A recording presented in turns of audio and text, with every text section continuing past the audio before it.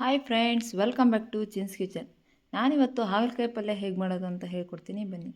ಇನ್ನೂ ಯಾರು ನನ್ನ ಚಾನಲ್ನ ಸಬ್ಸ್ಕ್ರೈಬ್ ಮಾಡಿಲ್ಲ, ಸಬ್ಸ್ಕ್ರೈಬ್ ಮಾಡಿ, ಶೇರ್, ಲೈಕ್, ಕಮೆಂಟ್ ಮಾಡಿ. ನೋಡಿ ಯಾವ ಥರ ಬಂದಿದೆ ಅಂತ.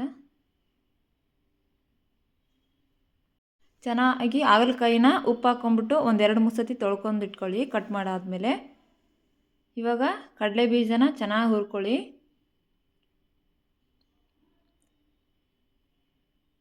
ಇದನ್ನು ಪೌಡ್ರ್ ಮಾಡಿ ಇಟ್ಕೊಳ್ಳೋಣ.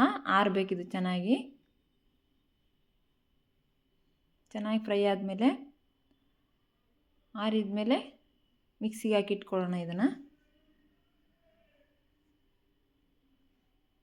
ಇವಾಗ ಅದೇ ಪಾತ್ರೆಗೆ ಹಾಗಲಕಾಯಿ ಹುರ್ಕೊಳ್ಳೋಣ. ಚೆನ್ನಾಗಿ ಹಾಗಲಕಾಯಿ ಎಷ್ಟು ಚೆನ್ನಾಗಿ ಹುರಿತೀರ ಅಷ್ಟು ಚೆನ್ನಾಗಿ ಹಾಗಲಕಾಯಿ ಪಲ್ಯ ಬರುತ್ತೆ.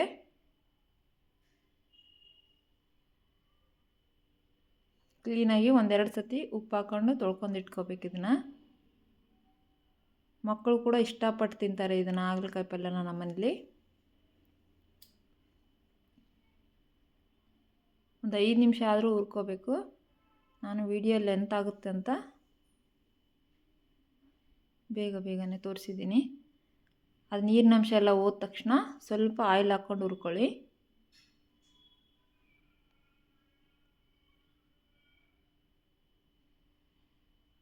ಕುಕ್ಕರಲ್ಲಿ ಮಾಡ್ಕೊಂಡ್ರೆ ಬೇಗ ಆಗೋಗುತ್ತಂತ ಕುಕ್ಕರಲ್ಲಿ ಮಾಡ್ತಾಯಿದ್ದೀನಿ ನಾನು. ನೋಡಿರಿ, ಇಷ್ಟು ಚೆನ್ನಾಗಿ ಕಲರ್ ಬರಬೇಕು. ಅವೆಲ್ಲ ಕೈಯೆಲ್ಲ ಹೋಗ್ಬಿಡುತ್ತೆ ಚೆನ್ನಾಗಿ ಹುರ್ಕೊಂಡ್ರೆ.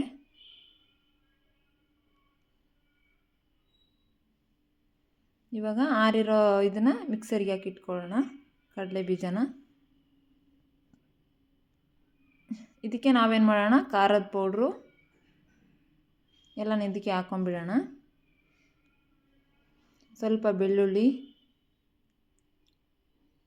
ಕರಿಬೇವು, ಸ್ವಲ್ಪ ಉಪ್ಪು,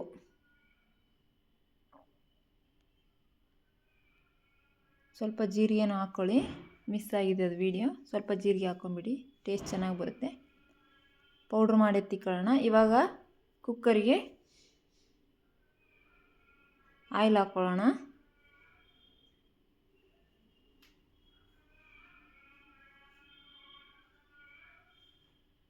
ಅದಕ್ಕೆ ಒಂದು ಸ್ವಲ್ಪ ಸಾಸಿವೆ, ಜೀರಿಗೆ ಹಾಕ್ಕೊಳ್ಳೋಣ. ಅದಕ್ಕೊಂದು ಸ್ವಲ್ಪ ಕರಿಬೇವು ಹಾಕ್ಕೊಳ್ಳೋಣ.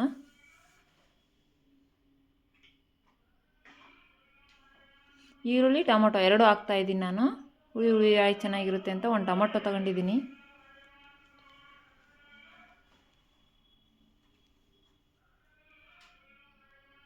ಈರುಳ್ಳಿನ ಫ್ರೈ ಮಾಡ್ಕೊಳ್ಳೋಣ.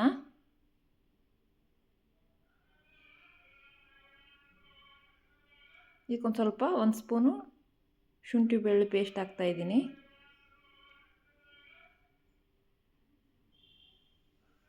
ಕಟ್ ಮಾಡ್ಕೊಂಡಿರೋ ಟೊಮೊಟೊ ಹಾಕ್ಕೊಳ್ಳೋಣ.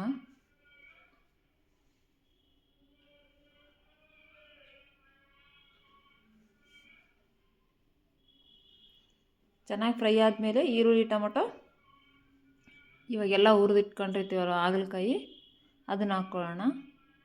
ಒಬ್ಬೊಬ್ಬರು ಅದೇ ಥರ ಡ್ರೈ ಮಾಡ್ಕೊಂಡು ತಿಂತಾರೆ. ನಾನು ಗ್ರೇವಿ ಥರ ಮಾಡ್ತಾಯಿದ್ದೀನಿ. ಒಂದು ಸ್ವಲ್ಪ ಚಪಾತಿ, ರೊಟ್ಟಿ, ಮುದ್ದೆಗೂ ಚೆನ್ನಾಗಿರುತ್ತೆ ಟೇಸ್ಟ್. ಸೈಡ್ ಡಿಶ್ ಅದಕ್ಕೊಂದು ಸ್ವಲ್ಪ ಅರಿಶಿನ ಹಾಕ್ಕೊಳ್ಳೋಣ. ಚೂರು ಖಾರದ ಪೌಡ್ರ್ ಹಾಕ್ತಿದ್ದೀನಿ. ಆಲ್ರೆಡಿ ಅದಕ್ಕೆ ಹಾಕಿದ್ದೀನಿ, ನೋಡ್ಕೊಂಡು ಹಾಕ್ಕೊಳ್ಳಿ. ಸ್ವಲ್ಪ ಉಪ್ಪು ಹಾಕ್ಕೊಂಡು ಫ್ರೈ ಮಾಡ್ಕೊಳ್ಳೋಣ ನೀಟಾಗಿ. ನೋಡ್ರಿ ಎಷ್ಟು ಚೆನ್ನಾಗಿ ಕಾಣಿಸ್ತಿದೆ.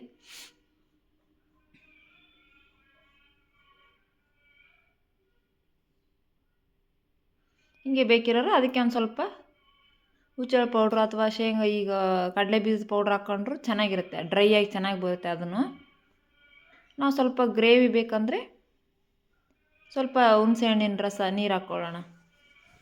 ಇವಾಗ ಮಿಕ್ಸಿಗೆ ಹಾಕ್ಕೊಂಡಿದ್ದೀವಲ್ವ ಕಡಲೆ ಬೀಜದ ಪೌಡ್ರು, ಅದನ್ನು ಹಾಕ್ಕೊಂಬಿಡೋಣ.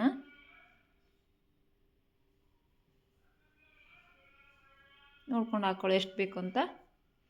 ಗ್ರೇವಿ ಯಾವ ಥರ ಬೇಕೋ ನೋಡ್ಕೊಂಬಿಟ್ಟು ಹಾಕ್ಕೊಳ್ಳಿ.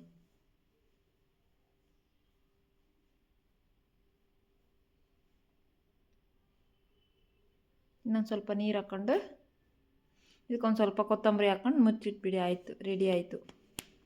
ಒಂದು ವಿಸಿಲ್ ಕೂಗಿಸ್ಕೋಬೇಕು ಇದನ್ನು. ಆಲ್ರೆಡಿ ಬೆಂದಿದೆ, ಸುಮ್ಮನೆ ಒಂದು ವಿಸಿಲ್ ಕೂಗಿಸ್ಕೊಂಡ್ರೆ ಸಾಕು.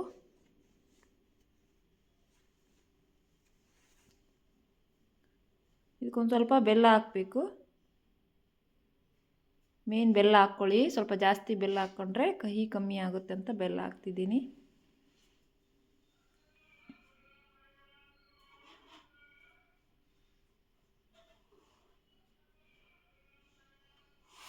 ಒಂದು ವಿಸಿಲ್ ಹೊಡೆಸ್ಕೊಳ್ಳಿ. ನೋಡಿ ಯಾವ ಥರ ಬಂದಿದೆ ಅಂತ.